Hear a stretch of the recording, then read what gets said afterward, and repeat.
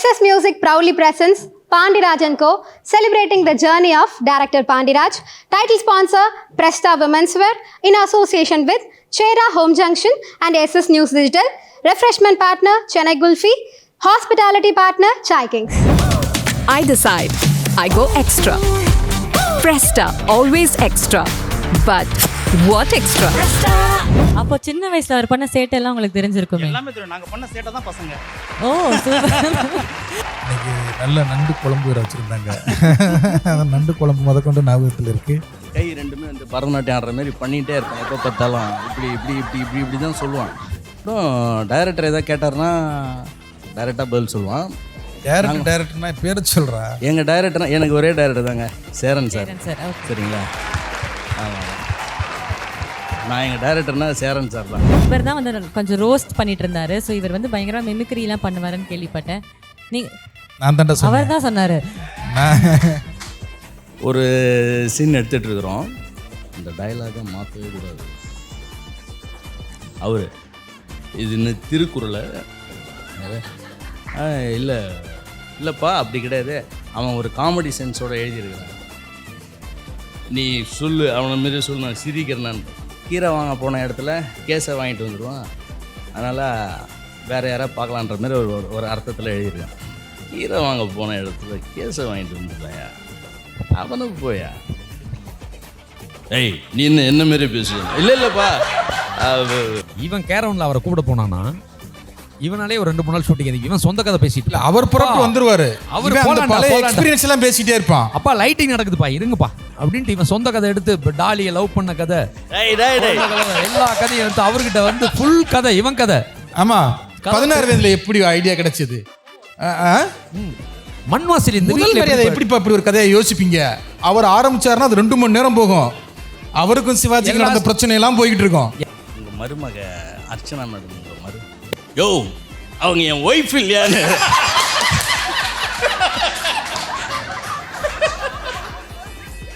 இவ்வளோ நேரம் வந்தாச்சு என் ஒய்ஃப்னு நான் நினச்சிட்டு இருக்கிறேன். எவனுமே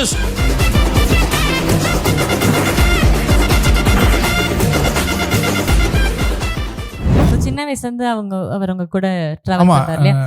ஆக்சுவலாக வந்து 1ஆவதுலேருந்து 6ஆவது வரைக்கும் ஒன்றா படித்தவங்க. 7th வரைக்கும். ஆமாம், 7th வரைக்கும் ஒன்றா படித்தவங்க. அதுக்கப்புறம் அவன் சென்னைக்கு இங்கே வந்து அவங்களுக்கு செந்தில்நாதன் மெஸ்ன்னு ஹோட்டல் வச்சு நடத்திக்கிட்டு இருக்காங்க. அதனால் அந்த ஹோட்டல் இங்கே இருக்கிறதுனால அவங்க பாருவோம் ஹோட்டலுக்கு ப்ரொமோஷன் கொடுத்துட்டேன். இங்கே வந்து சென்னையில் படித்தான். ஆனாலும் 6ஆவது வரைக்கும் 7ஆவது வரைக்கும் படித்தாலும் இன்னேற வரைக்கும் ஒரு 40 வருஷமா எங்கள் குண்டு. அப்போ சின்ன வயசுல அவர் பண்ண சேட்டெல்லாம் உங்களுக்கு தெரிஞ்சிருக்குமே. எல்லாமே தெரியும். நாங்கள் பண்ண சேட்டை தான் பசங்க. ஓ சூப்பர். அது ஃபுல்லாக நாங்கள் பண்ண சேட்டை தான். செம்ம. இன்னைக்கு வரைக்கும் என்னுடைய அடுத்த ஸ்டெப் என்ன, அடுத்த கதை என்ன, அடுத்து என்ன பண்ண போகிறேன், என்ன பிரச்சனை, ஃபேமிலிக்குள்ளே என்ன பிரச்சனை, அவன் ஃபேமிலிக்குள்ளே என்ன பிரச்சனைங்கிறத ரொம்ப ஒரு மனசை விட்டு பேசுவோம்ல ஃப்ரெண்ட்ஸு. அதில் ஒரு முக்கியமான ஆள் வந்து அருணாச்சலம். எனக்கு வந்து பரிமளான்கோ ஸ்கிரிப்ட்லாம் நான் 3 வருஷத்துக்கு முன்னாடியே படிச்சிட்டேன். லக்கி கைல அவருக்கு தான் எல்லாத்தையும் தெரியும். பசங்க ஸ்கிரிப்டே வந்து அவங்க ஃபேமிலி, அவங்க வீட்டில் எல்லாரையும் ஒரு 10-20 பேரை உட்கார வச்சு அவங்க ஒய்ஃப்ல இருந்து தம்பி, சித்தப்பா, சித்தி எல்லாரையும் வச்சு கதை சொன்னேன் அவங்க வீட்டில் வச்சு. அன்னைக்கு நல்ல நண்டு குழம்பு வேற வச்சுருந்தாங்க. அந்த நண்டு குழம்பு முதற்கொண்டு ஞாபகத்தில் இருக்குது. அதனால் அவனுக்கு எல்லா விஷயமும் அவன்கிட்ட ஷேர் பண்ணுற ஒரு முக்கியமான சின்ன பசங்க எல்லாம் சிரிக்க ஆரம்பிச்சிட்டாங்க. அப்போ கொஞ்சம் கான்ஃபிடென்ட் வந்துருச்சு அவனுக்கு. சரி பரவாயில்ல, இந்த ஸ்கிரிப்ட் ஒர்க் அவுட் ஆகிடும் அப்படின்ட்டு. பாண்டியனை நான் முத பார்த்தது எங்கள் டைரக்டர் ஆஃபீஸில் தான். அவன் எங்கள் டைரக்டர் ரொம்ப சீனியர் அவன் எனக்கு. அதுக்கப்புறம் டைரக்டர் எல்லார்கிட்டையும் ஒரு சின்ன இன்சிடென்ட் கேட்கும்போது பாண்டியன் வந்து சொல்ல ஆரம்பித்தான்னா கை ரெண்டுமே வந்து பரதநாட்டியம் ஆடுற மாதிரி பண்ணிகிட்டே இருப்பேன். எப்போ பார்த்தாலும் இப்படி தான் சொல்லுவான். நான் அவனை பார்ப்பேன், ஏன்டா இது அவன் கையை கட்டி போட்டால் கதையை நிறுத்திடலான்ற மாதிரி இருக்கும். இப்படி பண்ணிகிட்டே இருப்பான். அப்புறம் டைரக்டர் எதாவது கேட்டார்னா டைரெக்டாக பதில் சொல்லுவான். நாங்களாம் எதை கேட்டால் 2 ஸ்டெப் நடந்து போய் திரும்பி தான் பார்ப்போம். கொஞ்ச நேரம் யோசனை பண்ணிட்டு லைட்டாக இல்லைன்ற மாதிரியோ ஆமான்ற மாதிரியோ சொல்லிட்டு பார்ப்போம். இதுக்கு எதுக்குடா இவ்வளோ ஷார்ட்டு போடுறான்ற மாதிரி இருக்கும். அப்புறம் எப்பயுமே இங்கே இருக்கிற டைரக்டர்ஸ் பாக்கியராஜ், ஆர் சுந்தரராஜா இவங்க படங்கள் எல்லாத்தையும் துல்லியமாக வச்சுருப்பான். எல்லா சீனும் அவனுக்கு வந்து க்ளீனாக தெரியும். அப்புறம் எங்கள் டைரக்டர்கிட்ட வந்து அதிகமாக கோச்சிக்குவான். டேரக்டர்னா பேரை சொல்கிறா. எங்கள் டைரக்டர் எனக்கு ஒரே டைரக்டர் தாங்க, சேரன் சார். Sir okay. சரிங்களா? ஆமாம், நான் எங்கள் டைரக்டர்னா சேரன் சார் தான். 2 பேருக்கும் சண்டை நடக்கும்போது எனக்கு ரொம்ப ஆச்சரியமாக இருக்கும். டைரக்டர்கிட்ட நேருக்கு நேர் இவ்வளோ டேரிங்காக சண்டை போடுறானான்ட்டு. அப்புறம் பார்த்தா அவரும் சண்டை நடக்காமல் நடந்துக்குவார், இவனும் சண்டை நடக்காமல் நடந்துக்குவான். அந்த ஷாக் எங்களுக்கு கொடுக்குறதா 2 பேரும் ஏற்கனவே ப்ரீ பிளான்டாக இருக்கிற மாதிரி இருக்கும். மற்றபடி ரொம்ப அன்பானவன், ரொம்ப கம்மியாக தான் சாப்பிடுவான். அவன்கிட்ட சாப்பிடும்போது பார்த்தா ரொம்ப கம்மியாக தான் சாப்பிடுவான். ரொம்ப நேரம் எழுதுவான். எழுதும்போது ரெக்கார்ட் நோட் புக்கில் எழுதுற மாதிரி கொட்டை கொட்டை எழுத்தில் எழுதுவான். இவ்வளோ அழகாக எழுதுறான், என்னடான்னு பார்த்தா நாங்களாம் கிறுக்குவோம், ஆனால் அழகாக எழுதுவான். நிறைய நல்ல குவாலிட்டிஸ் அவனுக்கு இருக்குது. கொட்டை கொட்டை எழுத்தில் எழுதுறதுனால நான் ஒத்துக்க மாட்டேன். நல்ல கருத்து இருந்தால் தான் அது நல்ல எழுத்து. சரிங்களா? அவன் நல்லா கருத்தாகவும் எழுதுவான், அது சொல்கிறேன். அவன் கூட எனக்கு இருந்தது எல்லாம் இப்போ ஒரு சீனியர்ன்ற மாதிரிலாம் நடந்துக்க மாட்டான். ரொம்ப ஃப்ரெண்ட்லி ஆகிட்டான். சண்டை போடுவான், எல்லாம் பண்ணுவான். ஆனால் வந்து அதெல்லாம் அப்போவே விட்டுருவான். அந்த மனசுலேயே வச்சுக்கிட்டு கருவிட்டு அப்படி இப்படிலாம் கிடையாது, போயிட்டே இருப்பான். யார் என்ன சொன்னாலும் அது ஒரு பிரச்சனையாக இருக்காது. ரொம்ப நல்லவன். எல்லாத்தையும் சொல்லிட்டு ரொம்ப நல்லவன்னு சொல்லிட்டாரு. அப்படிதான். உமாபதியை பற்றி சொல்லியிருந்தோம். என்னென்னா, எங்களை வந்து எங்கள் இதில் வந்து ரொம்ப சிரிக்க வைக்கிறது, ரசிக்க வைக்கிறது நண்பன் உமாபதி தான். சிரிக்க வச்சுக்கிட்டே இருப்பான். இன்னொன்று உமாபதியை பற்றி நான் முக்கியமாக சொல்லணும் அப்படின்னா, அதை எங்கள் டேரக்டர்கிட்ட ஒர்க் பண்ணும்போது ஆட்டோகிராஃப் டயத்தில் எனக்கு உடம்பு சரியில்லாமல் ஆப்ரேஷன் பண்ணியிருந்தாங்க. அசிஸ்டன்ட் டேரக்டரில் அப்போ ஃபேமிலிக்கே தெரியாது நான் என்ன பண்ணியிருக்கோம்னு பண்ணுறோம்னே தெரியாதுல்ல. அப்போ வந்து எனக்கு ரூமோட இல்லை தங்குறதுக்கு, சேரன் சார் ஆஃபீஸ்லேயே தான் தங்கியிருப்பேன் நான். அப்போ வந்து என்னை வந்து நடக்கவே முடியாது. அப்போ வந்து சுடு தண்ணி வச்சு தைலம் போட்டு உருவி விட்டு, ஒரு கூட பிறந்த அண்ணன் தம்பி இருந்தால் கூட அப்படி யாரும் பார்த்துக்க மாட்டாங்க. ஒரு எதுக்கு நான் இன்னைக்கு இந்த இடத்துல இருக்கணும்னு ஆசைப்பட்டேன்னா, அந்த டயத்தில் வந்து என்னை அப்படி ஒரு அம்மா மாதிரி என்னை பார்த்துக்கிட்டான். அவன் என்னை வந்து அப்படி பார்த்துக்குவான். உடம்பு ஃபுல்லாக எனக்கு மிகச்சிறந்த என்னுடைய நண்பனில் இவன் ஒரு ஆள். இவன் எல்லா இடத்துலையுமே நான் அவனை கூப்பிடுவேன். என்னுடைய நல்ல நிகழ்ச்சிகள் எல்லாத்துக்குமே அவன் இருக்கணும்னு நான் ஆசைப்படுவேன். ஆடியோ லான்ச்சு கூப்பிட்டுருந்தேன், அவன் வேறு ஒரு வேலையில் இருந்தான். அதனால் வந்து நம்ம வீட்டு பிள்ளைகளை ஒர்க் பண்ணும்போதெல்லாம் அண்ணன் நான் போது பாரதிராஜா சாரை வந்து பக்காவாக பார்த்துக்கிட்டேன்னு சொன்னல வந்தான் இவன். எல்லாரையுமே அவனை பிடிச்சவங்களை வந்து அவன் மாதிரி யாரும் பார்த்துக்க முடியாது. ஒய்ஃபு குழந்தைய விட அவன் அளவுக்கு யாரும் பார்த்துக்க முடியாது. அப்படி ஒரு நல்ல அன்பானவன், அழகானவன், அமைதியானவன், நல்ல ஒரு நண்பன் எனக்கு அவன். அழகான நட்பு இல்லையா? இவர் தான் வந்து கொஞ்சம் ரோஸ்ட் பண்ணிட்டு இருந்தாரு. ஸோ இவர் வந்து பயங்கரமாக மிமிக்ரிலாம் பண்ணுவாருன்னு கேள்விப்பட்டேன். நீங்க நான் தான்டா சொன்னேன். அவர் தான் சொன்னாரு பாரதிராஜா சார் மாதிரி பயங்கரமா பண்ணுவீங்க, அப்புறம் சார் மாதிரியே இல்லம்மா, மிமிக்ரி மட்டும் இல்ல, பர்ஃபார்மே பண்ணுவோம். பாடி லாங்குவேஜோட சும்மா ஆக்டிங்கே பண்ணுவோம். கமான் எல்லாரும் கை தட்டுங்க, என்கரேஜ் பண்ணுங்க. அப்பதான் கமான். பாண்டியன் எழுதியிருப்பான் டைலாகு, அதை அவர்கிட்ட போய் சொல்லி கொடுக்கணும். இவன் என்ன பண்ணிட்டான், நான் அவர் மேலே ரொம்ப பைத்தியமாக இருப்பேன், பாரதி ராஜா மேலே. இவனுங்களுக்கு நல்லா தெரியும், இவன் பாரதி ராஜான்னு சொன்னால் போதும் எல்லாத்தையும் விட்டு வந்துடுவான் அப்படின்ட்டு. டேய், உனக்கு ஒன்று வச்சுருக்கோம், என்னடா பாரதி ராஜாவை பார்க்குறியா, பாரதி ராஜா கூட தான் நீ ஒர்க் பண்ண போகிற. என்னடா சொல்கிற, இந்த படத்தில் தாத்தா கேரக்டர் பாரதி ராஜா என்ன பண்ணுறாரு. ஓகே, நான் ரெடி ஆகிட்டேன், பயங்கர ரெடி ஆகிட்டேன். அவரை பார்த்துக்க வேண்டியது, அவருக்கு டைலாக் சொல்லி கொடுக்குறது, அவரை கூப்பிட்டு போகிறது கூப்பிட்டு வரது எல்லாமே நீ தான் பார்த்துக்கிற. ஸ்பாட்டில் அவருக்கு என்ன தேவையோ அது நீ தான் பண்ணுற. அவர் பயங்கர டார்ச்சராக டென்ஷனானாலும் அவர் படத்தில் டிஸ்டர்ப் ஆகிடக்கூடாது, நம்ம படமும் டிஸ்டர்ப் ஆகிடக்கூடாது, நீ பார்த்து பத்திரமா இருக்கணும். அவர் எப்போ கோவப்படுவார் என்னன்னே தெரியாது, அவர் போன ஜாலியாக தான் இருப்பார். திடீர்னு எப்படி அந்த கோவம் வந்துச்சு அவருக்கு என்ன தெரியாது. ஒரு சீன் எடுத்துகிட்டு இருக்கிறோம், இவன் என்ன சொல்லிட்டான், இந்த டைலாகை மாற்றவே கூடாது. அவர் இது இன்னும் திருக்குறளை இல்லைப்பா அப்படி கிடையாது, அவன் ஒரு காமெடி சென்ஸோடு எழுதியிருக்கிறான், நீ சொல்லு அவனை மாரி சொல்லு, நான் சிரிக்கிறேனான்னு பார்ப்போம். இல்லைப்பா அப்படி கிடையாது, அது சினிமாவில் சிரிப்பாங்கப்பா, தேட்டரில் சிரிப்பாங்க. எனக்கு இப்போ சொல்லு, ஐயோ என்னடா பெரிய தொல்லையாக இருக்குதுன்னு சொல்லிட்டு எனக்கு ரொம்ப இதாகிடுச்சு. அப்போ அவருக்கு சொல்லி கொடுக்கும்போது இவன் எழுதுகிறான், கீரை வாங்க போகிற இடத்துல கேஸை வாங்கிட்டு வந்துடுவான். ஒரு பொண்ணுக்கு ரொம்ப நாள் கல்யாணம் ஆகலை, அந்த பொண்ணுக்கு ஒரு மாப்பிள்ளை கிடைக்கிறாரு, அந்த மாப்பிள்ளையும் தட்டி கழிக்கிற மாதிரியான ஒரு சூழ்நிலை வருது. ஐயோ அவனை போயா அப்படின்றது தான் அவன் எழுதியிருக்கிறான். கீரை வாங்க போன இடத்துல கேஸை வாங்கிட்டு வந்துடுவான். அதனால் வேறு யாராவது பார்க்கலான்ற மாதிரி ஒரு அர்த்தத்தில் எழுதியிருக்கான். டென்ரர் நீ சொல்லுன்னு. இல்லைப்பா அது டைலாக்கை நான் படிச்சிடறேன், நீங்கள் சொல்லுன்னு. நீ சொல்லு, அவன் எப்படி எதிர்பார்க்குறான்னு உனக்கு தான் தெரியும். அங்கே ஏதோ பிரச்சனை வந்து இல்லைப்பா இல்லை நான் பார்த்துறேன். நான் சொல்கிறேன், கீரை வாங்க போன இடத்துல கேஸை வாங்கிட்டு வந்துடுவாயா, அவனை போயா. ஏய் நீ என்ன மாரி பேசுவேன். இல்லைப்பா இல்லை இந்த மாதிரி தான் அவன் எதிர்பார்ப்பான். மறுபடியும் படி. நான் அதை படிக்கிறேன். கீரை வாங்க போன இடத்துல ஏய் அதேமாரி படிற சரின்ட்டு அதேமாரி படிக்கிறேன். கீரை வாங்க போன இடத்துல கேஸை வாங்கிட்டு வந்துடுவான், அவனை போய் அப்படின்னு ஒரு சொன்ன. அதேமாதிரி பண்ணிட்டார் அவர். அதேமாரி நடிச்சிட்டாரா. நடிச்சு வந்தோடனே இவன் ஓகே சொல்கிறேன், எல்லாம் ஓகே ஆகிட்டாங்க. ஓகே ஆனவுடனே அவர் டக்குன்னு என்ன தான் பார்ப்பார். 2-3 எக்ஸ்பிரஷன் வச்சுருப்பார். அதை வந்து ரெகுலராக கூட இருக்கிறவங்களுக்கு தெரியும். ஃபஸ்ட்டு ஜெகன் என்ன பண்ணுவான்னா, ஃபிக்ஸ் பண்ணது வந்து டைரக்டரை கேர்டேக் பண்ணிக்கிறது கொஞ்சம் ஃபாஸ்ட்டாக. ஏன்னா அவர் வந்து சீனியரு, கொஞ்சம் சீக்கிரமாக கொண்டு வந்து வேலை நமக்கு ஷார்ட்டாக ஈஸியாக முடியணும். இவன் கேரவனில் அவரை கூப்பிட போனான்னா இவனாலே ஒரு 2-3 நாள் ஷூட்டிங். இவன் சொந்த கதை பேசிட்டு அவர் புறப்பட்டு வந்துருவாரு. அவர் எக்ஸ்பீரியன்ஸ் எல்லாம் பேசிட்டே இருப்பான். அப்பா லைட்டிங் நடக்குதுப்பா இருங்கப்பா அப்படின்ட்டு இவன் சொந்த கதை எடுத்து டாலியை லவ் பண்ண கதை எல்லா கதையும் எடுத்து அவர்கிட்ட வந்து ஃபுல் கதை இவன் கதை. ஆமா 16 வயதுல எப்படி ஐடியா கிடைச்சது? மண்வாசல் இந்த முதல் மரியாதை எப்படிப்பா இப்படி ஒரு கதையை யோசிப்பீங்க? அவர் ஆரம்பிச்சாருன்னா அது 2 மணி நேரம் போகும்.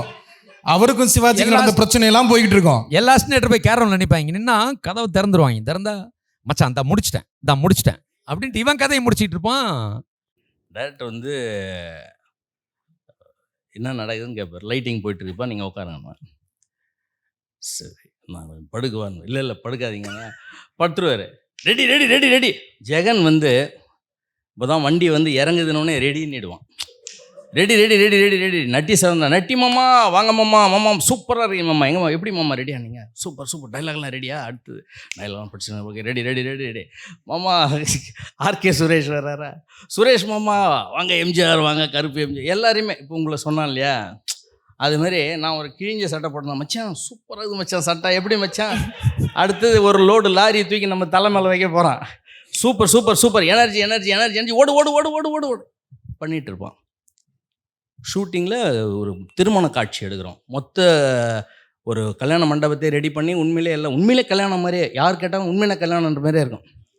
அங்கே வந்துட்டாங்க எல்லோரும், அவங்கவுங்க ஆர்டிஸ்ட் பிளேஸ்மெண்ட்ஸ் எல்லாம் ரெடி ஆகிடுச்சு. வழக்கம் போல் ஜெகன் என்ன பண்ணான், மச்சான் ready ready ready Bharathi sir எங்கே தூரண்ணே ஐ என்கிட்ட இந்த மாதிரி கத்தியும் சொல்லக்கூடாது, யார் இதுன்னு. இல்லைப்பா ரெடின்றாங்க. ரெடி எத்தனை தடவை ரெடி சொல்லுவான். நான் ரெடி இல்லைப்பா நீங்கள் வாங்க. வந்து கூட்டியாச்சு, வந்து உட்காந்தாச்சு.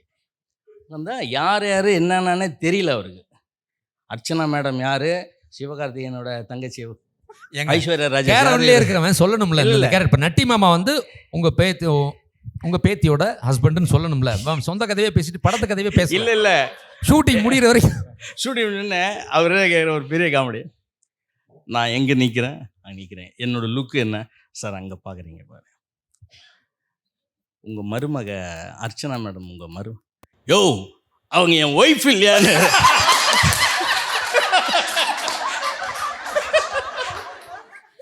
இவ்வளோ நேரம் வந்தாச்சு, என் ஒய்ஃப்னு நான் நினச்சிட்டு இருக்கிறேன். எவனுமே என் பேப் சார் இல்லைப்பா கதை பிரகாரம் உங்கள் மருமக தான், உங்கள் மகன் தான் சமுத்திரகனி, அதை விடு, இவங்க என் ஒய்ஃபா இல்லையாண்ண. அவங்க உங்கள் ஒய்ஃப் இல்லை. யோ ஒய்ஃப் இல்லைன்னா நான் வேறு மாதிரி நடந்துக்கணையா? என்ன யார் சார் கொஞ்சம் தள்ளி நில்லுங்க, உங்கள் பையன் இறந்துட்டாரு, உங்கள் மருமகளை நீங்கள் தான் வந்து மகளை பார்த்துக்கிறீங்க, உங்கள் பேர பிள்ளைக்கு கல்யாணமே நடக்கலை, ஒரு மால்கேஷன் நடக்குது, நீங்கள் தான் பார்த்து செய்கிறீங்க எல்லாமே, நீங்கள் வந்து ஒரு தெய்வம் மாதிரி அந்த குடும்பத்துக்கு அப்படி இப்படின்னொன்னே கொஞ்சம் வெறும் தண்ணிலாம் குடிச்சிட்டு கொஞ்சம் கூல் டவுன் ஆனார். இந்த கலவரத்தில் அங்கே நின்றுட்டார். அதுக்கு அடுத்தது எனக்கு என்ன லுக்கு ஏதோ ஒன்று கேட்டார். ஜெகன் சொன்னான். அதுக்கு அடுத்தது அவர் சொன்னார், யோ இங்கேயா லுக்கு, எங்கேயா வேலை பார்க்குறீங்க, கையை காமிச்சிட்டு போயிட்டே இருக்கிறாரு. இந்த கலவரத்தில் அவருடைய லுக்கு எங்கே, அவங்க பொசிஷன்னு எல்லாத்தையுமே அவர் இது பண்ணிட்டார். என்னென்னா ஜெகனை வந்து கொஞ்ச நாள் கழிச்சு ஜெகன் மாரி ஒரு ஆள் உலகத்திலே இல்லைன்னாரு. அதே மாதிரி பாண்டியனை பற்றி என்கிட்ட நிறைய சொல்லியிருக்காரு. எப்போ போனாலும் பாண்டியன் தான் விசாரிப்பார். அவனுக்கு என்ன வயசுன்னாரு. அவனுக்கு தெரிலப்பா, அவன் நம்மளோட சின்ன வயசில் தான். யோ, அவன் ரொம்ப வயசான மாதிரி எழுதுறான், அவனுக்கு ஒரு அனுபவம் இருக்குதுயா. அவர் சொன்னார், ஒரு பெரிய மீட்டிங் அவங்க வீட்டில் நடந்துச்சு, என்னை கூப்பிட்டுருந்தாரு. அங்கே ஒரு தேட்டர் இருக்கும். அப்போ வந்து சொல்கிறார், இவன் எழுதின டைலாக் சொல்கிறாரு, லைஃப்பை ஈஸியாக எடுத்துக்கிட்டால் சீரியஸ் ஆகிடும், கொஞ்சம் சீரியஸாக எடுத்துக்கிட்டால் தான் ஈஸியாக ஆகிடும் அப்படின்னு சொல்லிட்டு சொன்னார். இது வந்து பாண்டியன் தான் எழுதுனான். அவன் ரொம்ப சின்ன பையன், ஆனால் ரொம்ப பெரியவனாக எழுதியிருக்கிறான் அப்படின்னு சொல்லி சொன்னார். ரொம்ப அதிகமாக சொல்லுவார். எப்போ போனாலும் ரொம்ப இவனை பற்றி பேசுவார் அதிகமாக. ஜெகனை பற்றி சொல்லுவார். ஜெகன் கதை சொல்லி அவர் ஏதோ மிரட்டிட்டான் போல இருக்குது. ரீரெக்கார்டிங்லாம் பண்ணி ஒரு கதையை சொல்லி ரெக்கார்டிங் பண்ணி அனுப்பிட்டான் போல இருக்குது. ரொம்ப சந்தோஷப்படுவார். எல்லாரை பற்றியும் அவருக்கு ஒரு நிறைவான ஒரு இது இருக்குது. இந்த படத்தில் ஒர்க் பண்ணும்போது அவர் ஏதோ எல்லாரையும் கடித்து தின்னுடுவார்ன்ற மாதிரி ஒரு அபிப்பிராயம் எல்லாருக்கும் இருக்கும்போது, அந்த நேரத்துக்கு கோவம் தவிர திடீர்னு ஒரு நாள் எங்கள் அண்ணன்னு ஒரு பாட்டு இருக்குன்னு தெரியுங்களா, அந்த பாட்டில் இதில் வந்து டான்ஸ் ஆட போகிறீங்களாம்பா நீங்கள், ஏதோ சொல்கிறான் பாண்டியான்னு. ஏய், நான் நல்லா டான்ஸ் ஆடுவேன்றாரு. நல்லா டான்ஸ் ஆடுவீங்களா, என்ன சொல்கிறீங்க என்னென்ன, டகார்னு மியூசிக் போடல, எதுவும் போடல. உடனே இதை புடியாத புடின்னு சொல்லிட்டு துண்டலை எடுத்து வச்சுட்டு உடனே ஒரு டான்ஸை போட்டு காமிச்சிட்டாரு என்கிட்ட. ஐயோ என்னடா, பயங்கர டான்ஸ் ஆடினார். அப்புறம் சொன்னார், என்னோடய படத்தில் டான்ஸ் மாஸ்டருக்கு பெரிய வேலையே இருக்காது, நானே தான் ஆடுவேன். அப்படியா? ஆமாம், சரி. இது மாதிரி பல இன்ட்ரெஸ்டிங்கான விஷயங்கள் இருக்கு, ஜாலியாக இருக்கும். பாண்டியன் ஒரு எல்லாத்தையும் வந்து இது பண்ணிவிட்டு ஹார்ட் ஒர்க் பண்ணிவிட்டு அமைதியாக இருப்பான். ரொம்ப திமிராக இருக்க மாட்டான். திமிராக இருக்கிற மாதிரி தோற்றம் இருக்கும், உள்ளுக்குள்ளே திமிராக இருக்கும். தெரியுது, நீங்களாம் என்டர்டெயின் பண்ண இருக்கீங்களே, இவ்வளோ டென்ஷனில் உங்களுக்கு இதெல்லாம் ஒரு பயங்கர என்டர்டெயின்மெண்ட்டாக இருக்கும்ல. அது வந்து ஆக்சுவலாக என்னன்னா, கோவம் மாதிரி வெளியே ஃபோக்கஸ் பண்ணால் வேலை நடக்கணுங்கிறதுக்காக தான். அது ஒரு மாஸ்க். கண்டிப்பா கண்டிப்பா. அண்ட் மதன் சார், பாக்கியா டைம்ஸ்ல இருந்து நீங்க சாரோட இருக்கீங்க. ஸோ உங்களுடைய நட்பு எப்படி தொடங்குச்சு? எல்லாம் முதல்ல மோதல் ஆரம்பிச்சு அப்புறம் லவ் ஆகிடும் சொல்லிட்டு எங்கள் கதையும் அது போல தான். நான் 5 வருஷம் டெய்லி பாக்யராஜ் சார் எப்போ வெளியே கிளம்பி போவாரோ அவருக்கு வணக்கம் பண்ணோம். அப்புறம் மறுநாள் காலையில் போய் வணக்கம் பண்ணோம். இப்படி ஒரு வருஷத்துக்கு அப்புறம் வணக்கம் பண்ணி முடிச்சவர் கூப்பிட்டு ஒரு ஃபர்ஸ்ட் ஹாஃப் கதை சொல்லுவார். கதை சொல்லிவிட்டு செகண்ட் ஹாஃப் விட்டுருவார். நம்ம தான் செகண்ட் ஹாஃப் போய் பண்ணிட்டு போய் சொல்லணும். செகண்ட் ஹாஃப் அவங்க அசிஸ்டன்ட் டைரக்டர்கிட்ட சொல்லும் போது அவங்க நிறுத்துருவாங்க, இல்லை சீன் தப்பு அப்படின்னா ஃபெயில். திருப்பி ஒரு வாரம் கேப்பில் இருந்து திருப்பி கேட்டு வாசல் நிற்கணும். இப்படி ஒரு 5 வருஷம் போய் 5வது வருஷம் முடிவில் உள்ளே போய் ஜாயின் பண்ணிட்டேன். ஜாயின் பண்ணது பார்த்தா எல்லாம் அசிஸ்டன்ட் டைரக்டர் தான் போய் சேர்த்துக்கிறாருன்னு பார்த்தோம்னா பாக்கியால் லெட்டர் பிரிக்கிற வேலை. கதை, கவிதை, சிறுகதைன்ட்டு தனித்தனியாக போஸ்ட் ஆஃபீஸ் போயிட்டு எடுத்து வந்து பிரிக்கணும். அங்கே பார்த்தோம்னா இப்போ சொன்னார் 10 பேர் 11 பேர் இருப்பாங்கன்னு சொல்கிற மாதிரி நான் அவரை பார்த்தேன். எப்பவுமே ஒரு மாதிரி துருதுருப்பாக ஒரு வெறித்தனமான ஒரு ஆள். அதில் ஒரு ஒழுக்கம் இருக்கும், சின்சியாரிட்டி இருக்கும். அதுதான் ஃபஸ்ட்டு எனக்கு அவரை பிடிச்சிது. அப்புறம் கொஞ்ச நாள் பொறுத்து பழக ஆரம்பித்தோம். யாருக்குமே இப்போ எனக்கு அவர் சீனியர் பாக்கியாவில். ஆனால் அவர் 10 காசு வந்து யாரையும் செலவு பண்ண விட மாட்டார். அவர் காசு தான் எடுத்து செலவு பண்ணார்.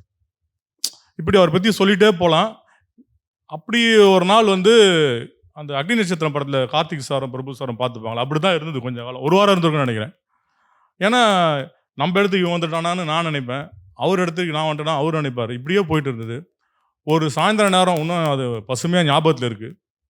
அவருக்கு வந்து சொல்லமா, அவருக்கு வந்து அந்த சபையுடைய எடிட்டருக்கு வந்து பொரியில் வந்து மஞ்சள் தூள் மிக்ஸ் பண்ணுற ஒரு வேலை. ஜெகன்னா பன்னீர் சோடா மாதிரி அவன் கலந்து கொடுக்குறது என் வேலை.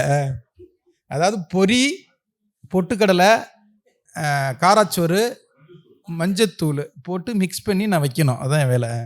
அதை கூட வந்து ஒரு சின்சியரிட்டியாக படாப்புல, ஒரு கவிதை எழுதுற மாதிரி பண்ணிட்டுருவாப்புல. அழகாக பிரித்து பிரித்து பிரித்து பிரித்து அப்போ ஆரம்பித்த ஒரு கான்வர்சேஷன் தான் 2 பேருக்கும். அப்போ தான் ஃபஸ்ட் டைம் மனசு விட்டு பேசுகிறோம். எப்படி வண்டி எந்த ஒரு உடனே அவர் இது சொன்னார் இல்லையா, அப்படி கையை அப்படி வச்சு பேசுவார். அப்படியே போயிடும் கையை ஆரம்பித்து போக போக போக அவர் சொன்னார். அதில் ஒரு விஷயந்தான், அதில் ஒரு விஷயம், ஏவிஎம் ஸ்டுடியோவில் வந்து வேலை செஞ்சால் எப்படியாவது யார் மூலியமாவது வச்சு நம்ம வந்து ஒரு அசிஸ்டன்ட் டைரக்டர் ஆகிடலான்ட்டு தான் நான் ஏவிஎம் போய் சேர்ந்தேன். அப்போ எனக்கு மாதம் 2000 ரூபாய் சம்பளம்.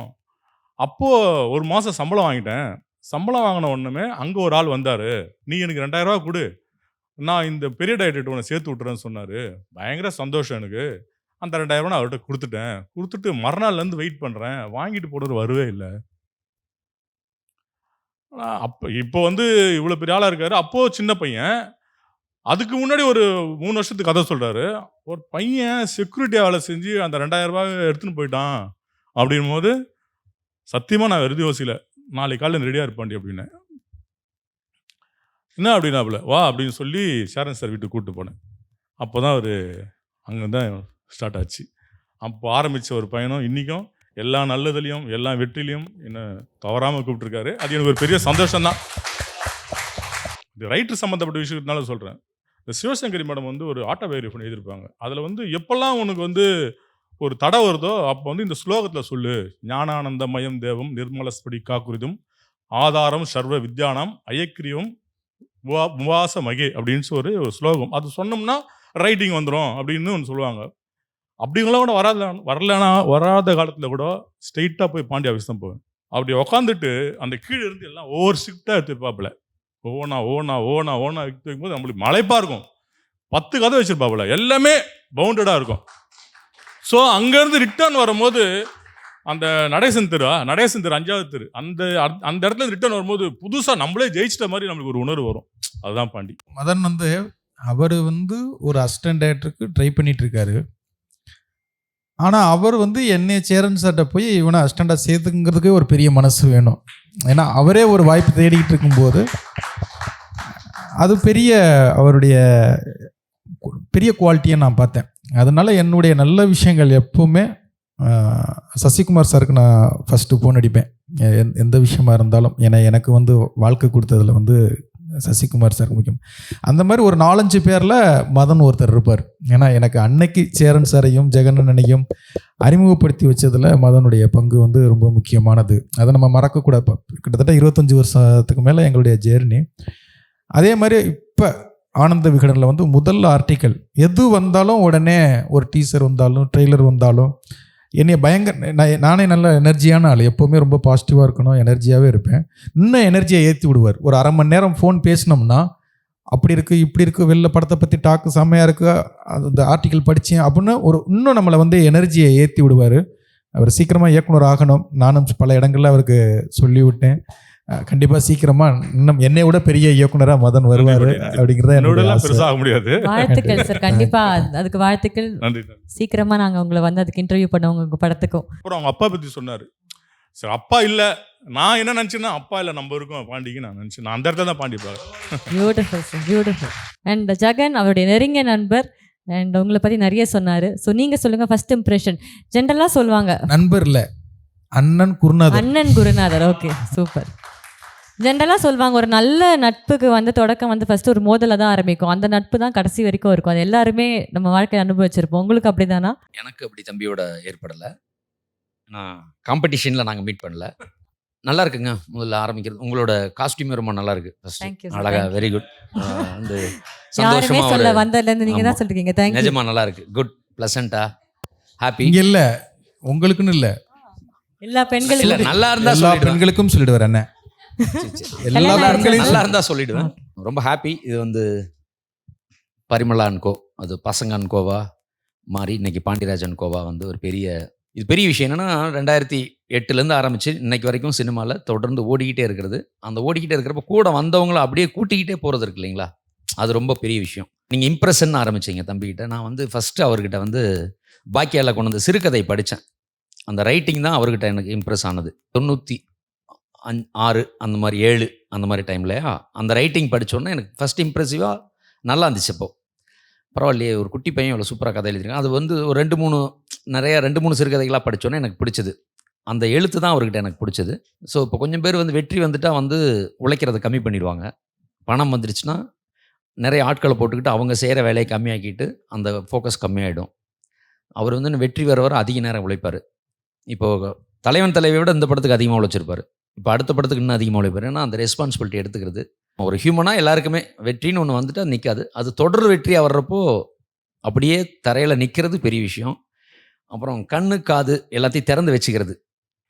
ஏன்னா நீங்கள் வெற்றி நீங்கள் இப்போ பாருங்களேன், அவரோட அந்த 18 வருஷ பயணம் இவர் எத்தனை வெற்றியாளர்களை சந்திச்சிருப்பார். இப்போ ஒரு வெற்றியாளனுக்கு வெற்றியாளன்னு நண்பனாக இருப்பான்.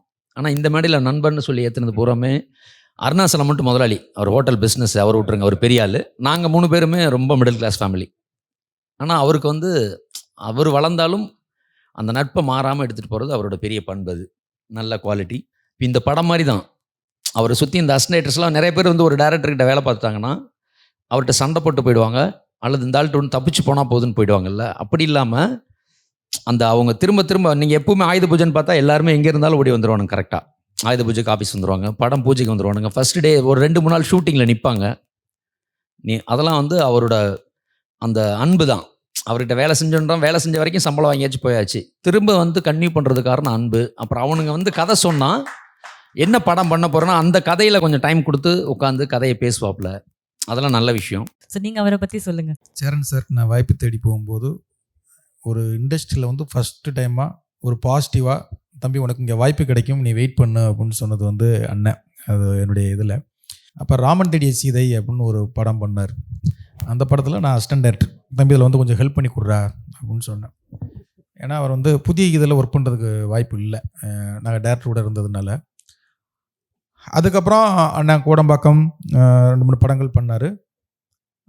கடைக்குட்டி சிங்கத்தில் வந்து அப்பப்போ வருவார், பசங்க 2 கதைகளெல்லாம் அப்பப்போ ஹெல்ப் பண்ணுறதுக்காக வருவார். அப்புறம் கடைக்குட்டி சிங்கத்தில் வந்து அது செட்டப்பாக பெரிய செட்டப்பாக இருக்கிறதுனால நான் கேட்டேன், ஆனால் அந்த மாதிரி இந்த படத்தில் கொஞ்சம் நீங்கள் கூட இருங்க அப்படின்னா. கிட்டத்தட்ட நான் அவருடைய அசிஸ்டன்ட் டேரக்டர்கிட்ட வந்து ஒரு டேரக்டர் ஒர்க் பண்ணுறதுங்கிறது வந்து சினிமாவில் ரொம்ப ரேரு. அது வந்து நான் ஒரு அசிஸ்டண்ட்டாகவும் பார்க்க மாட்டேன், அண்ணனை தான் பார்க்குறதுனால வரண்டா தம்பி அப்படின்னு சொல்லிட்டு வந்தார். கடைக்குட்டி சிங்கத்துலேருந்து கடைக்குட்டி சிங்கம், நம்ம வீட்டு பிள்ளை, எதற்கும் துணிந்தவன், தலைவன் தலைவி, இன்றைக்கி பரிமல் அன்கோ வரைக்கும் அவருடைய பங்கு தான் முக்கியமான பங்கு. இப்போ இவர் வந்துட்டார் அப்படின்னா நான் ரொம்ப எனக்கு ஒர்க்கு ரொம்ப கம்மியாகிடும். எல்லாத்தையும் அவரை இழுத்து போட்டு பண்ணிவிடுவார். எல்லா வேலையும் ஆர்டிஸ்ட்டு இப்போ நீங்கள் நட்டி சாருக்கெல்லாம் அவர் பேசிடுவார். எல்லாருக்குமே யாரை கூப்பிடணும், எங்கே பண்ணணும், என்ன ஆர்கனைஸ் பண்ணணும், யாரோட ஆர்டிஸ்ட்டுக்கும் எனக்கும் எந்த டச்சுமே இருக்காது. டக்குன்னு நான் பயப்படுவேன், ஏன்னா எனக்கு மேலே உள்ளவங்களை கூட வச்சுக்கிறதுக்கு. அங்கே வந்து எப்போவுமே சினிமாவில் வந்து ஒரு ஈகோ கிளாஸ் ஆகும், அது வந்து பெரிய பிரச்சனையை கூட இழுத்து விட்டு போயிடும். ஈகோவே இல்லாத ஒரு மனிதர் அப்படின்னா நான் சினிமாவில் பார்த்ததில் ஒரே ஆள் ஜெகன் மட்டும்தான் சொல்லுவேன். அது இப்போ அந்த டீமில் வந்து என்னையே கூட பிடிக்காம பேர் சில பேருக்கு இருக்கும், ஏன்னா நான் நடிப்பில் டார்ச்சர் பண்ணிவிடுவேன், இது பண்ணிவிடுவேன். ஜெகனை பிடிக்காத ஆள் யாருமே இருக்க மாட்டாங்க. ஏன்னா இப்போ நீங்கள் அழகாக இருக்கீங்கன்னு சொன்னார்ல, உங்கள் ட்ரெஸ் அழகாக இருக்கணும், வந்த உடனேயே அண்ணா அவ்வளோ பேருக்கும் ஒரு 10 பொக்கை கொடுத்தது மாதிரி கொடுத்துருவார். சிஸ்டர் சூப்பராக இருக்கீங்க சிஸ்டர், அக்கா அம்மா அழகாக இருக்கீங்கக்கா அப்படின்னு சொல்லி. அதனால் ஜெகனை பிடிக்காத ஆளே இருக்க முடியாது. அவர் இருக்கிறாரு. இந்த படத்தில் வந்து முழு படத்துக்கும் அவரால் வர முடியல, ஏன்னா இப்போ அண்ணன் வந்து ஹீரோவாக நடித்து, இப்போ டைட்டில் சொல்லலாமா இல்லை அப்புறம் சொல்லிக்கலாமாண்ணே? சொல்லலாம். ஆமாம், ஜெயில்மெட் அப்படின்னு சொல்லி அண்ணன் வந்து ஒரு படம் பண்ணிக்கிட்டு இருக்காரு, ஹீரோவாக நடித்து. அந்த வேலையில் இருந்தார். அதை முடிச்சுட்டு எண்டில் அண்ணா வந்துருங்கண்ணா அப்படி, பாலக்காடுக்கெலாம் கொஞ்சம் க்ரௌட் அதிகமாக இருக்குது அப்படின்னு அந்த இப்போ என்ன பண்ணுவார், காலையில் வெள்ளனை போய் அவர் படத்து வேலையை டிஐ ஆர்ஆர் எல்லாத்தையும் செக் பண்ணிட்டு மதியத்துக்கு மேலே ஏன் 2 படத்துக்கும் இப்போ வேலை பார்த்துக்கிட்டே இருப்பார். என்னெல்லாம் ஒரு படம் பார்க்குறதுக்கே கஷ்டமாக இருக்கும், 2 படத்துக்கும் பார்க்குற ஒரு மனிதர். ஜெகன் அண்ணனை பிடிக்காம அந்த இண்டஸ்ட்ரிக்கில் யாருமே இருக்க முடியாது. எனக்கு ரொம்ப ரொம்ப பிடிச்ச ஒரு மனிதர்னா ஜெகன் அண்ணன் தான். லவ் யூப்பா. எங்களுக்குலாம் தெரியாமல் ஒரு ஹிடன் டேலண்ட் பாண்டியராஜ் சாருக்கு இருக்கா? இருக்குது. எங்கிட்ட இல்லாத ஒன்று இருக்குது. 5 கோடி ரூபாய் கேஷ் இருக்குன்னா நான் வந்து சாதாரணமாக வந்து ஒரு ஆட்டோவில் வர மாட்டேன், கேபில் வருவேன். தம்பிக்கிட்ட பிடிச்ச விஷயம் என்னென்னா, பணம் எவ்வளோ வேணால் சம்பாதிக்கலாம், ஆனால் நியாயமான விஷயத்துக்கு தான் செலவு பண்ணுவோம். அன்வான்டாக பணம் இருக்கேன்னு சொல்லி ஆடுறது கிடையாது. கொஞ்சம் பணம் சிக்கலான டைம் கூட வந்துடும்ல, அப்போ கூட ரொம்ப அவசியமான முக்கியமான தேவைகள் வந்துட்டா எப்படியாவது ரெடி பண்ணி அதை செஞ்சிருவாப்புல. போய் இல்லையே அப்படிங்கிறதுக்காக செய்யாமல் இருந்துட மாட்டாப்புல, கரெக்டாக பயங்கரமாக போய் அந்த கஷ்டத்தை காட்டிக்காமல் போய் செஞ்சிருவாப்புல. இருந்தாலும் அதை காட்டிக்காமல் கரெக்டாக தான் செலவு பண்ணுவாப்புல. பணத்தை ஹேண்டில் பண்ணுறது வந்து அந்த ரெஸ்பெக்ட் பண்ணுறதுக்கு மணியோட வேல்யூ தெரியும். அசிஸ்டன்ட் டைரக்டராக இருக்கும்போது ரொம்ப கஷ்டம் இருக்கும். 800 ரூபாய் வாடகை, மிச்சி ஒரு 800 ரூபாய் கொடுறா அப்படிமே. அதே மாதிரி காசு வந்துச்சுன்னா முதல்ல கொடுத்துருவேன் நான் அவன்கிட்ட வந்து. அப்போல்லாம் வந்து எனக்கு பெரிய உதவியாக இருந்தது வந்து அருணாச்சலம். நன்றி மிச்சி. ஆமாம், என்னை பார்க்கறதுக்கு மேலே பொருள் வருவான். அந்த காசோட வேல்யூன்னு சொன்னார் இல்லையா, அப்போது பார்த்துட்டு அவன் சாலிகிராமம் வடபள்ளி போன 12B நான் பஸ் ஏற்றி விடுவேன், ரொம்ப நேரம் பேசிகிட்டே ஏற்றி விடுவேன். அப்போ எல்எஸ்எஸ்ன்னு ஒரு வரும், அதில் வந்து 50 பைசா வந்து கூட 1.5 ரூபாய், அதில் வந்து 2 ரூபான்னு நினைக்கிற டிக்கெட்டு. இந்த ஒயிட் போர்டுக்காக நாங்கள் அரை மணி நேரம் 1 மணி நேரம்லாம் வெயிட் பண்ணி அந்த பஸ்ஸில் ஏறி போயிருக்கான். ஸோ அந்த 50 பைசாவோட வேல்யூ வந்து என்னன்னு அப்போ தெரியும் அவங்களுக்கு. அதனால தான் இன்ன வரைக்கும் அவன் வந்து ஸ்டாண்ட் பண்ணுறான்னா அது பெரிய இப்போ ப்ரொடியூசர் டைரக்டர்னு சொல்கிறாங்க இல்லையா, அதுக்கெல்லாம் இதுதான் காரணம். இப்போ அண்ணன் சொன்னார் அவர் ரொம்ப பணத்தில் வந்து கரெக்டாக இருப்பார், அவர் வேல்யூ சொல்கிறாரு. அவருக்கு ஹெல்ப் யாராவது ஹெல்ப் பண்ணாங்களோ, உமாபதி வந்து உடம்பு சரியாக மாதிரி அவ்வளோ ஹெல்ப் பண்ணாப்புலன்றாப்புல, அப்புறம் இவர் ஹெல்ப் பண்ண சொல்கிறாரு. ஆனால் நான் வந்து 2014 2 காலமே ஆக்சிடென்ட் ஆகிடுச்சு. ஆப்ரேஷன் தேட்டர் கூட்டு போக போகிறாங்க. அப்போ ஃபோன் எடுத்து நான் மெசேஜ் போட்டது வந்து பாண்டிக்கு தான் போட்டேன். மறுநாள் காலையில் 1 லட்ச ரூபாய் வராப்புல. திருக்குறளில் ஒரு வார்த்தை இருக்குது, ஒரு குறள் இருக்குது, மறவர்க்க மாசற்றார் கேண்மை, துறவர்க்க துன்பத்துள் துப்பாயார் நட்பு. அதாவது மாசில்லாத ஒருத்தனை கூட நீ வந்து மறந்துடாத, ஆனால் துன்பத்தில் துப்பாயார் நட்பு, உன் கூட கஷ்டத்தில் இருக்கான் பார்த்தியா, அவனை எப்பவுமே அந்த நட்பை மறந்துடாதன்ட்டு. அந்த துன்பத்துள் துப்பாயார் நட்பு தான் பாண்டி. ரொம்ப நன்றி. ரொம்ப ரொம்ப நன்றி. இன்னைக்கு நீங்க எல்லாம் வந்து சாருக்காக Thank you, வந்தது. ma. Thank you. அண்ட் ரொம்ப பியூட்டிஃபுல்லா இருந்தது கேட்க. நிஜமாவே நிறைய சிரிக்க வச்சீங்க sir. Super. Bharathiraja sir imitation வேற லெவல். ரொம்ப நல்லா இருந்தது. இல்லை, இந்த இப்போ மச்சான் பண்ண ஃபன்னை விட படத்தில் நிறைய ஃபன் இருக்கும். ரொம்ப பரிமளா ஃபேம் அன்கோ வந்து முழுக்க அப்படியே ஃபுல்லாக ஒரு ஃபன் த்ரில்லர். நல்லாயிருக்கும் படமே. நான் ஸ்டாப்பாக சிரிக்கலாம். ஸோ ஹாப்பியாக என்ஜாய் பண்ணலாம் தியேட்டரில். ஃபேமிலிக்கான ஜாலியான படம் ஷியூராக. தம்பிக்கு வாழ்த்துக்கள். கூட ஒர்க் பண்ண எல்லா டீமு, புது மியூசிக் டைரக்டர்ஸ் ஃபாக்ஷன்லேருந்து எல்லாத்துக்குமே, ப்ரொடியூசர் தமிழ் குமரன் சார், எல்லாத்துக்கும் ஷியூர் ஜாக் பட்டுது படம். I decide. I go extra. Presta, always extra. But what extra? Chera Home Junction presents Mid-Year Mega Home Fest June 5th to June 28th. Up to 50% offer. Sundarapuram and Crosscut Road, Coimbatore. உண்மை பேசும் மக்கள் ஊடகம் SS News Digital 24/7 connected.